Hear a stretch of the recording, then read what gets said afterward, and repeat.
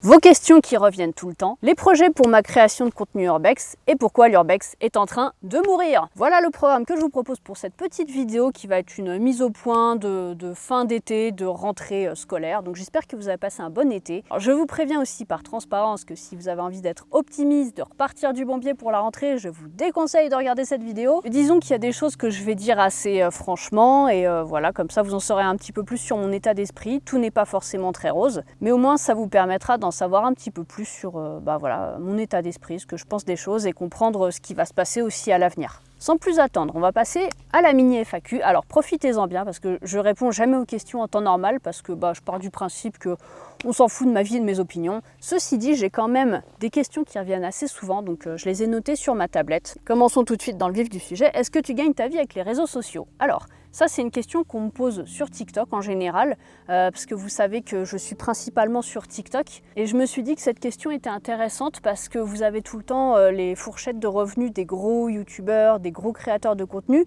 Mais les petits comme moi, qui ne sont jamais considérés, peut-être que ça peut vous intéresser. Donc, je vous ai fait des screens. Comme je filme avec mon téléphone, j'ai fait des screens en fait de mes revenus. Alors je vais vous montrer TikTok vu que c'est là principalement que je génère des revenus. Alors il faut savoir que j'ai activé la monétisation. Merde, c'est à l'envers, il faudrait que je fasse un petit effet miroir. Donc ça, c'est les revenus que j'ai générés depuis que j'ai activé la monétisation sur TikTok, c'est-à-dire en décembre 2022, enfin décembre de l'an dernier. Donc vous pouvez voir que c'est plutôt pas mal. Et en fait, hélas, ça, attendez, c'est sur les 6 derniers mois. Mais vous pouvez voir que par exemple cet été, j'ai généré que dalle. Parce que bon, faut dire que j'ai pas été hyper active. Et ce qui est un petit peu dommage aussi, c'est qu'en fait, depuis quelques mois, je dirais depuis mars-avril, en fait, ils ont changé le système de monétisation. Enfin, disons qu'ils l'ont ouvert à plus de pays. Et ça se ressent beaucoup parce que du coup, il y a plus de créateurs sur TikTok. Tout le monde génère de manière générale moins de vues parce que forcément, le nombre de vues est lissé pour tous les nouveaux créateurs de contenu aussi. Je vous avoue que courant décembre, en vrai, c'était quand même intéressant cette monétisation TikTok. Et puis à cause justement de ce lissage pour essayer de contenter tout le monde, les revenus baissent, donc c'est un peu dommage. Je vous montre aussi rapidement, pour YouTube, mais vraiment pour moi ça génère pas des masses. Disons qu'en temps normal, on va dire que ça va me générer autour de 100 € par mois. Là, comme c'était l'été, voilà, j'ai généré vraiment que dalle. Mais en vrai, YouTube, c'est pas ouf à mon échelle. Autant sur TikTok, j'ai quand même plus d'abonnés, donc j'ai une certaine... voilà, on va dire que ça marche bien. Autant, YouTube, je suis consciente de mon échelle de petite youtubeuse, donc voilà, c'est un peu normal de ne pas prétendre à beaucoup de revenus. Mais ceci dit, vous voyez que ça paye quand même les factures. Et voilà, vous avez à peu près une idée de ce que génère une personne qui a 20 000 abonnés, donc c'est pas rien non plus, j'ai envie de vous dire. Question suivante, j'aimerais bien faire une Urbex avec toi. Alors, c'est vrai que ça, c'est quelque chose qui revient très souvent dans mes MP ou même dans mes commentaires, et je pense que tous les Urbexeurs y ont droit. Systématiquement, je refuse. Il faut croire que j'ai besoin d'expliquer pourquoi, donc je vais vous l'expliquer, même si je pense que c'est quand même du bon sens. Mais bon, écoutez, alors, on va faire un petit comparatif tout con. Quand vous étiez petit, on vous a très certainement dit « Ne monte pas dans les voitures des inconnus, même s'ils ont l'air gentils, même s'ils ont des bonbons ».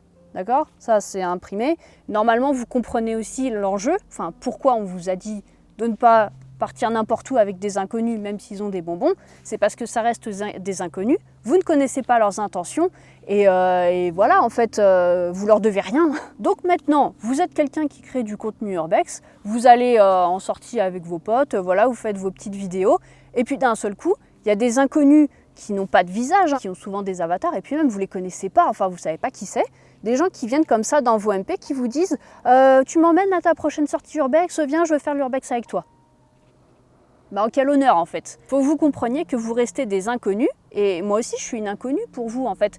Alors j'ai peut-être l'air sympa, enfin moi j'ai pas l'impression d'avoir l'air très sympa, je suis tout le temps en train de râler. Peut-être que j'ai l'air sympa dans mes vidéos, mais je suis pas spécialement sympa, je suis juste présentable. Ça c'est un truc qu'absolument tous les youtubeurs vous diront, c'est pas parce que le vidéomontage est bien fait et que ça renvoie un côté peut-être sympathique de la personne que vous voyez à l'écran que ça veut dire que la personne est sympathique et sociable et tout ce que vous voulez dans la vraie vie quoi. Moi je suis quelqu'un de pas spécialement sociable, je suis là, je fais ma petite vie avec mes potes, je vous partage mes Urbex en vidéo, mais ça veut absolument pas dire que j'ouvre la porte à des inconnus et que j'ai envie d'aller comme ça. Enfin, il y a aussi des gens qui me prennent pour un genre d'agence immobilière ou comment on dit, un guide touristique, voilà, qui me disent j'aimerais bien faire une urbex à tel endroit. Enfin, genre ils me passent leur petite commande de vacances, quoi, alors que, enfin, moi vraiment, encore une fois, je vous dois rien, je suis pas votre copine. J'ai pas spécialement envie de sympathiser avec des inconnus et je connais tellement d'urbexeurs qui ont eu des problèmes justement avec des rencontres d'abonnés et en vrai des urbexeurs, même des mecs, hein, je parle en tant que meuf parce que bah voilà, on sait très bien en France les filles sont très comment dire, sont très prudentes parce que voilà le risque d'agression est plus important en France. Hélas, on est un des pays les plus insécures d'Europe. Voilà, c'est pas moi qui le dis, c'est comme ça. J'ai plusieurs contacts urbexeurs qui ont eu des problèmes de chantage parce qu'en fait, ils ne se rendaient pas assez disponibles pour leurs abonnés, mais du coup, comme ils avaient sympathisé avec eux, les abonnés connaissant leurs adresses et un petit peu des choses privées sur eux, ils les ont menacés tout simplement de dévoiler les informations en public, enfin des choses vraiment pas cool, quoi. Donc écoutez, juste, on n'a pas envie d'être emmerdé. Voilà, peut-être que sur 10 inconnus, il y en a 5 qui sont gentils, mais il y en a 5, c'est des connards. Donc tout simplement, bah, il faut aussi qu'on se protège. Enfin, ça me paraît normal en fait, je sais pas. Vous êtes en train de fêter un anniversaire au resto avec vos potes, et là, tu as des inconnus qui incrustent la table, qui disent je peux venir, je peux venir. Bah non, non, en quel honneur, non. On est des inconnus, voilà. Moi, je fais ma petite vie, je ne suis pas plus sympathique que vos propres amis. Je n'ai pas plus de légitimité à faire de l'urbex que vos propres amis. Si vous voulez faire de l'urbex, faites-en avec vos potes. Et moi, je ne vais pas me sortir les doigts du cul à votre place en vous trouvant des lieux à visiter. Voilà. Je galère assez à trouver des endroits abandonnés et vous les visualisez en vidéo. Donc c'est déjà cool, mais ne me demandez pas non plus de faire trop le taf à votre place, quoi. Enfin bref, voilà, ça y est, vous voyez, je suis en train de commencer à rager toute seule. C'est pour ça que je réponds pas trop aux questions, c'est parce que je n'arrive pas à répondre aux questions gentiment. Donc on va passer à la suivante. Ensuite, comment tu fais pour trouver tous ces lieux abandonnés ? Alors oui, c'est vrai que j'ai beaucoup de questions sur comment on trouve des lieux abandonnés, comment on trouve des spots. Donc déjà, je vous invite sur TikTok à regarder mes playlists de conseils.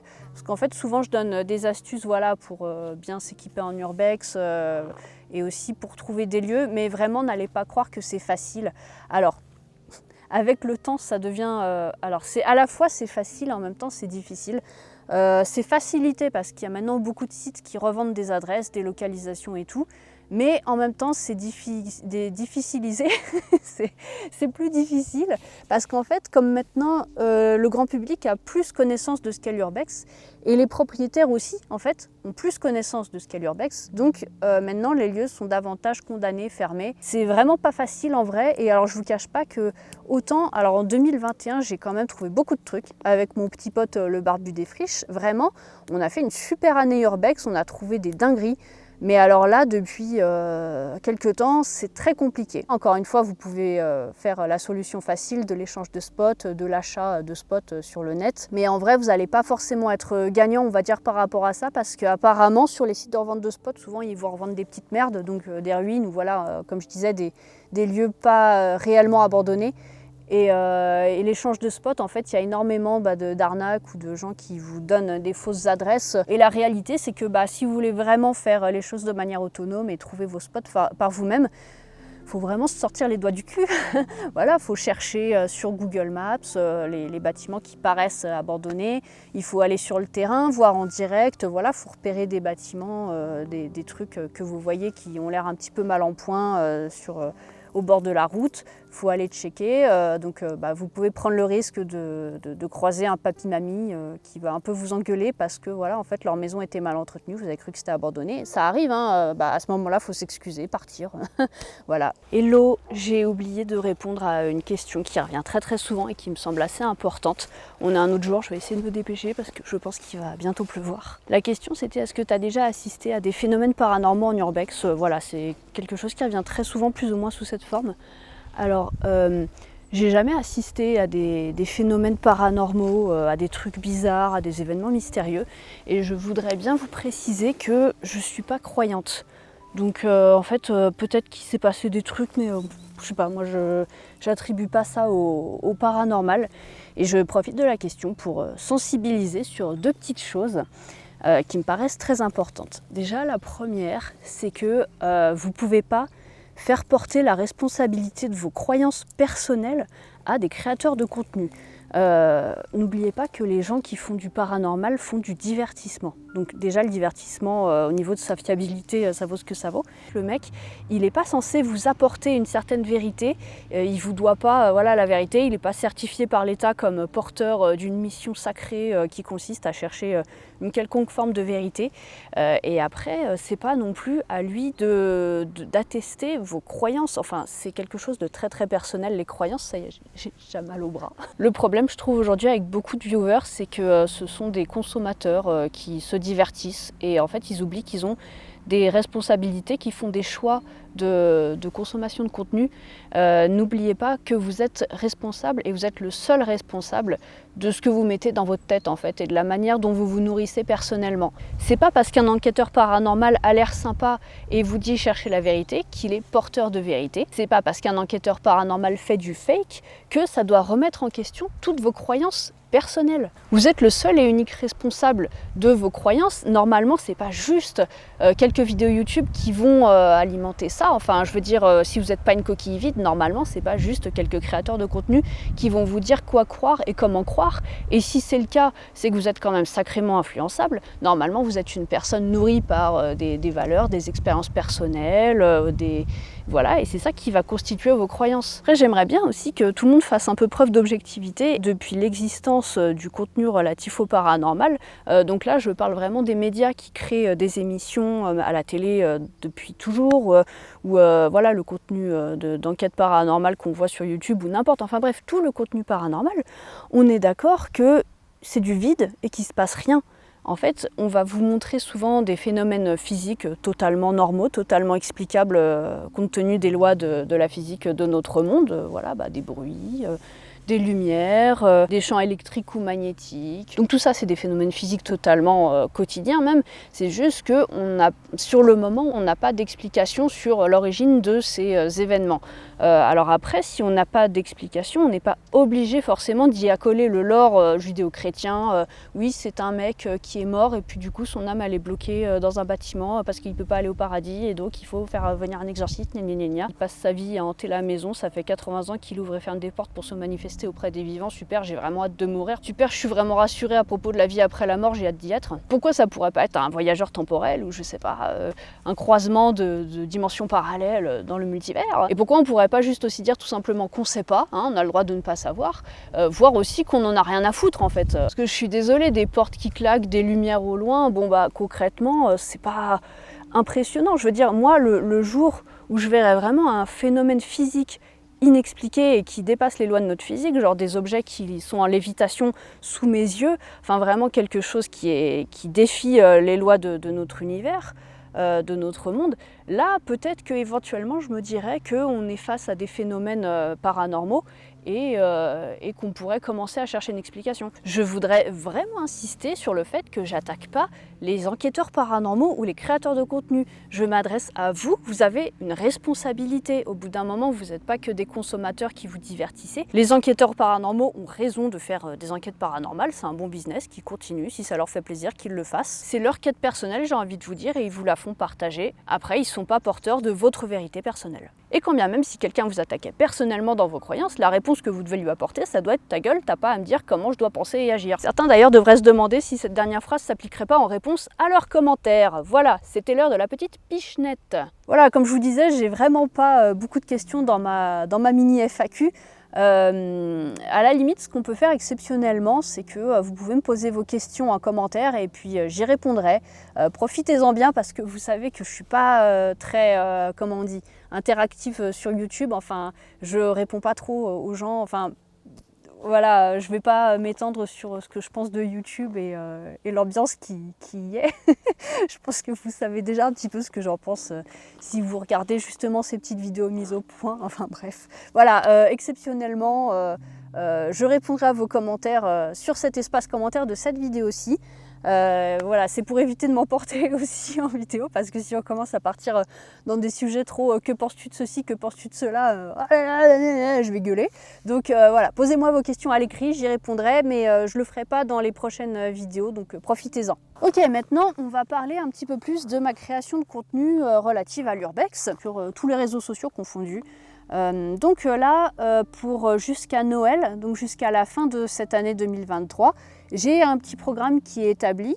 Voilà, donc sur YouTube, vous verrez comme d'habitude une urbex par semaine. Suivez mon compte Instagram aussi, ça fait toujours plaisir. Et évidemment, sur TikTok, c'est là que je serai la plus active, comme d'habitude. Je vous parle de jusqu'à l'année 2023 parce que passé cette année, je sais pas trop. Alors, vous me direz, c'est encore dans quelques mois, on a le temps d'y réfléchir.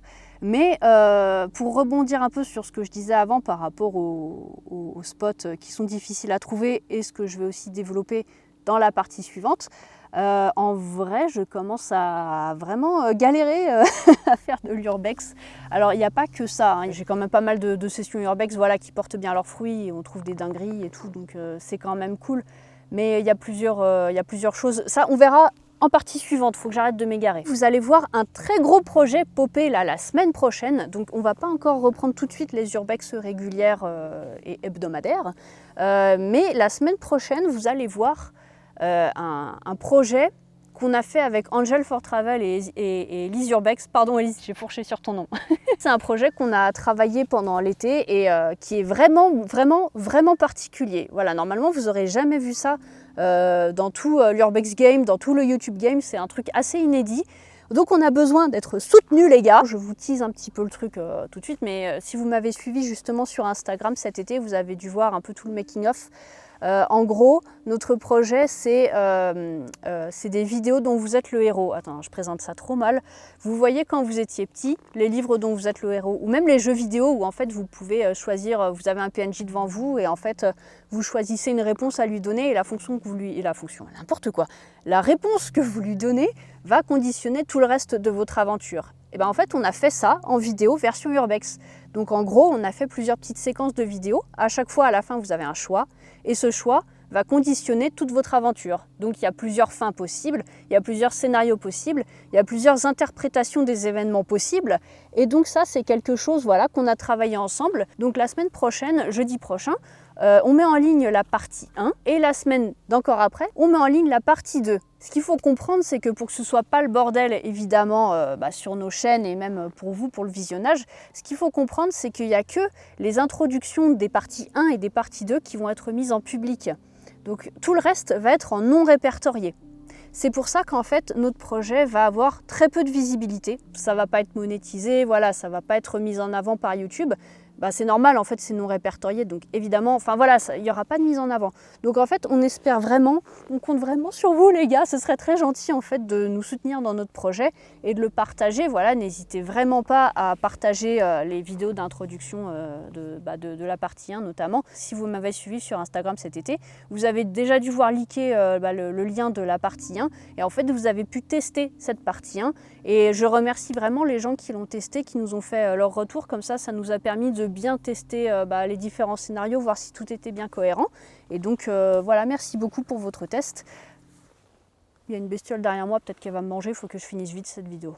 On espère que ça vous plaira, et donc si ça vous plaît, partagez notre travail, ça fera plaisir. Ça me permet d'ouvrir une petite parenthèse sur le fait que moi j'aimerais bien en fait faire ce genre de projet. C'est interactif, c'est atypique. En vrai, notre projet, il a une vraie valeur. Enfin, sans vouloir me lancer des fleurs, mais c'est vrai, on a taffé quoi.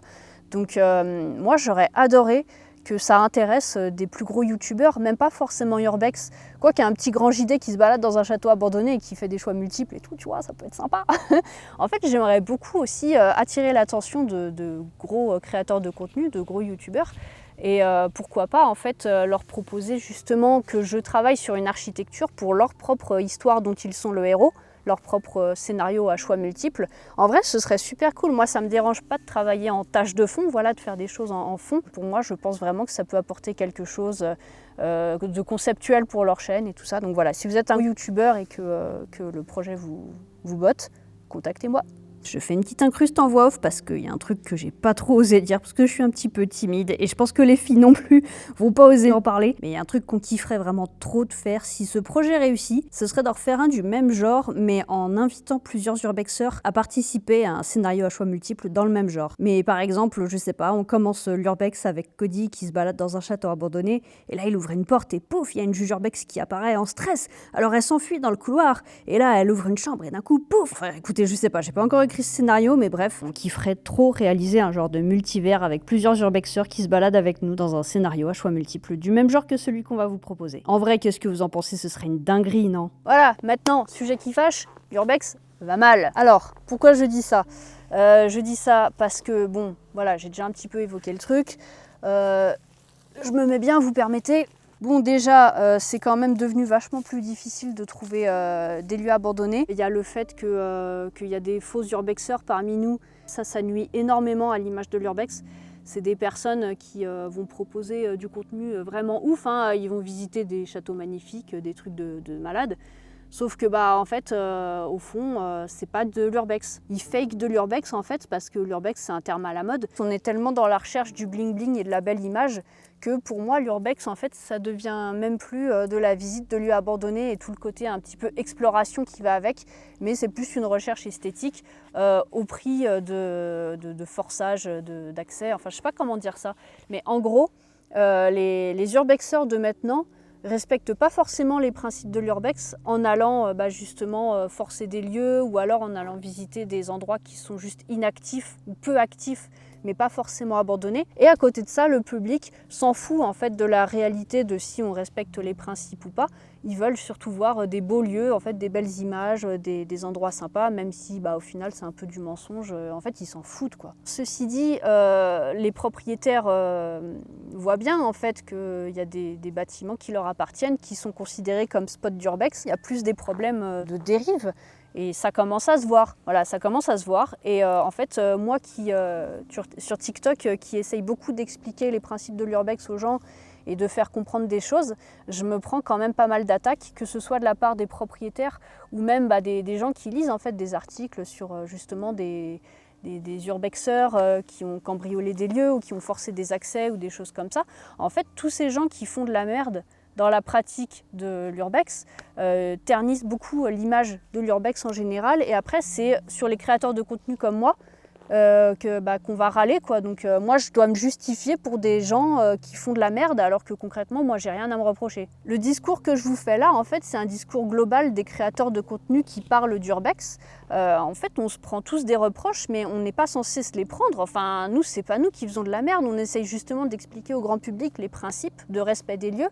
Mais du coup, comme il y a des connards qui font de la merde, prenez vos responsabilités, les gars. En gros, c'est un peu comme si vous étiez moniteur d'auto-école et que vous aviez du contenu qui explique le code de la route, qui aide les gens à réviser leur code ou j'en sais rien. Et que en fait, tous les jours, il y a des gens qui vous disent « Ouais, en même temps, vous, bande d'alcooliques, c'est à cause de vous qu'il y a plein d'accidents, machin. » Alors qu'un conducteur, c'est pas un chauffard. Enfin voilà, et en fait maintenant les urbexeurs sont pris pour des cambrioleurs, enfin l'amalgame est vraiment très proche quoi pour beaucoup de gens. Les urbexeurs sont pris pour des gens qui n'ont pas de respect et qui veulent juste choper de la belle image. Et voilà, c'est vraiment dommage. Moi, j'ai pas envie de participer à ça et j'ai pas envie de promouvoir une activité qui, au final, dont la définition change. Vous voyez ce que je veux dire? Ah oui, voilà, c'est peut-être ce que j'aurais dû dire à la partie d'avant. C'est que au niveau de la création de contenu, en fait, ça commence à me fatiguer de plus en plus de me prendre des attaques en fait, de la part de gens qui en ont marre que des pseudo-urbexeurs, urbexeurs avec énormément de guillemets, fassent de la merde dans leurs bâtiments qui ne sont pas forcément en activité. Donc je m'interroge vraiment, est-ce que je continue de faire du contenu urbex? Après, moi que j'ai le seum par rapport à ça, j'ai envie de dire ça ne changera pas grand-chose, quoi. Donc je pense que vous allez être quelques-uns en commentaire à dire « Ah ouais, t'as le seum !» Oui, mais qu'est-ce qu'on en a à foutre? Ça change rien à la situation. Bon, écoutez, depuis tout à l'heure, j'essaye d'expliquer quelque chose que je voulais dire et en fait, je répète et je répète ma phrase, mais à terme, je sais même plus où je voulais en venir. Au final, moi que j'ai le seum parce que je me fais engueuler à leur place, c'est un fait, mais ça ne changera pas l'évolution de l'urbex. En fait, si l'urbex doit changer de définition et qu'à terme, en fait, c'est juste l'esthétique de lieux un petit peu défraîchis, même s'ils ne sont pas abandonnés et même si des gens forcent les accès pour s'y rendre. Et si ça convient au public, bah, qu'est-ce que j'y peux? En fait, c'est pas moi qui vais décréter si ça va ou pas. Alors après, vous me direz, le public n'est pas forcément au courant qu'il y a eu mise en scène et que le lieu a été revisité. Mais bah, c'est vrai que les jolies photos sont celles qui vont générer le plus de likes et d'attention. Donc il y a quand même une histoire d'offre et de la demande. Je m'interroge vraiment, est-ce que je dois continuer de publier du contenu? C'est une vision que moi, j'ai pas. Et voilà, enfin... Donc déjà, au niveau création de contenu, l'urbex va mal, mais aussi, comme je vous disais, les spots sont quand même de moins en moins accessibles. Et il y a aussi le fait, j'en ai même pas parlé, mais ça a sa petite importance, il y a le fait qu'après le Covid, en fait, il y a beaucoup de gens qui se sont dit qu'ils allaient acheter des petits manoirs, voilà, des petites fermes en campagne. Et en fait, ça fait qu'il y a eu beaucoup de rénovations ces derniers temps. Et en fait, des endroits qui étaient abandonnés depuis plusieurs décennies, depuis 40-50 ans, sont rénovés. Donc ça aussi, ça rend la chose plus difficile. Et en fait, tous ces paramètres additionnés, ça fait qu'à terme, moi je pense qu'en vrai, l'urbex soit va changer de définition. Voilà, comme je vous disais, en fait, ça va plus être forcément... Désolée, je joue avec des petits brins d'herbe. Voilà, c'est pour ça que je regarde beaucoup vers le bas. Voilà, c'est plus personnel, c'est que en fait, je commence peut-être un peu à fatiguer de l'urbex parce que voilà, ça fait beaucoup de difficultés. Je pense qu'avec le temps, je sais pas, j'ai un peu... c'est pas que ça m'angoisse plus, mais bah si, ça m'angoisse plus. J'ai jamais eu de problème concret, voilà, j'ai pas eu de mauvaises rencontres, j'ai pas eu d'accident, ça s'est toujours plutôt bien passé. Bah, après, il y a eu des trucs, mais moi, ça m'a pas traumatisé, quoi. Pour moi, ça fait partie de l'aventure urbex, mais je sais pas, je commence à me dire, en fait, ça fait quand même presque 10 ans que je fais de l'urbex, et est-ce que j'ai toujours pas eu de la chance jusque-là, et est-ce qu'un jour, il va pas m'arriver un truc hyper fatal? Dans ma tête, je suis un petit peu en mode Yellowstone. Attends, est-ce que c'est bien ça le nom du volcan? En gros, il y a un volcan aux États-Unis. Ça fait très longtemps qu'il est endormi, mais en théorie, il devrait bientôt péter. Et quand il pètera, ce sera très violent. Ça va vraiment provoquer un cataclysme, limite à l'échelle mondiale. Enfin, genre une catastrophe, quoi. Enfin, en gros, on sait que ce volcan est même censé avoir déjà pété. Et en théorie, il devrait péter peut-être dans la centaine d'années à venir, mais voilà, en fait, c'est vraiment c'est imminent. Et dans ma tête, je suis un petit peu en mode Yellowstone. Je me dis, voilà, ça fait quand même presque 10 ans que je fais de l'urbex. Ça s'est toujours plutôt bien passé. Ou en tout cas, peut-être que c'est moi qui relativise suffisamment bien les choses pour me dire que ça s'est toujours bien passé. Mais bref, comme je vous disais, ça ne m'a pas traumatisée. Et en fait, est-ce qu'il n'y a pas un jour où vraiment il va m'arriver un accident terrible et je vais me briser les jambes et je ne pourrai plus marcher, ou une rencontre fatale où quelqu'un va m'agresser très fort et ça va vraiment me traumatiser. Alors après, moi je dis toujours aux gens sur TikTok que en vrai, moi entre me promener dans Paris et faire de l'urbex, je préfère faire de l'urbex parce que je me sens plus en sérénité et j'ai moins l'impression que je rencontrerai de problèmes que dans la rue à Paris. Tu peux te faire agresser, tu peux te faire écrabouiller, c'est anxiogène. Enfin voilà, donc au final on peut trouver de l'anxiété et de l'angoisse n'importe où selon le scénario qu'on se raconte dans notre tête. Et je remarque aussi un petit truc, en 2021, décidément c'était une bonne année, hein, c'était un bon cru l'année 2021, je faisais de l'urbex avec mon petit pote le barbu des friches. Et en vrai, je trouve qu'il y avait quand même une très bonne entente entre nous parce qu'on avait un peu cette capacité à nous entre-motiver, à visiter les spots, à y aller malgré notre appréhension. Enfin, en vrai, on n'est pas non plus, on n'est pas des soldats, quoi. Enfin, je veux dire, quand on était sur le terrain, on avait un petit peu peur, mais je sais pas, on arrivait à se donner de la force, en fait. Et du coup, on avait vraiment une bonne osmose d'urbex, je sais pas comment dire. Alors après, lui, voilà, ça l'a saoulé. Alors, au final, je commence vraiment à rejoindre son état d'esprit par rapport aux réseaux sociaux parce qu'en fait, lui, il trouvait qu'il y avait une énorme hypocrisie et vraiment, ça le gavait. Il constatait qu'il y avait beaucoup de lieux qui étaient dégradés à tort pour que des photographes puissent enchaîner les visites après s'être tous donné l'adresse du même lieu, qu'au moins ils puissent tous rentrer en mode Disneyland dedans et le visiter sans trop galérer à accéder dedans. Donc il y avait forcément un forceur d'accès.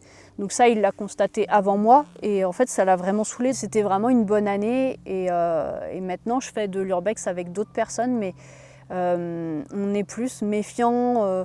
J'ai l'impression des fois ils m'envoient un peu au casse-pipe.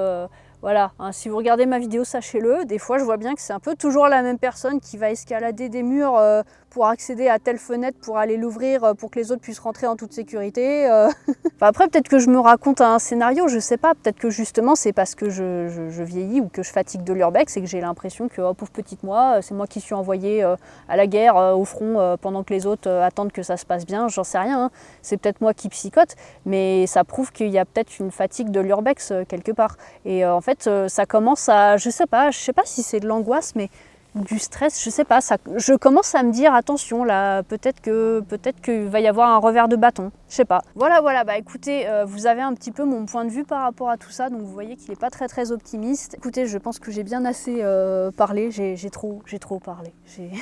Allez, bah je vais mettre fin à cette vidéo parce que je pense avoir assez parlé, voilà, je pense avoir assez étalé mon seum, comme ça.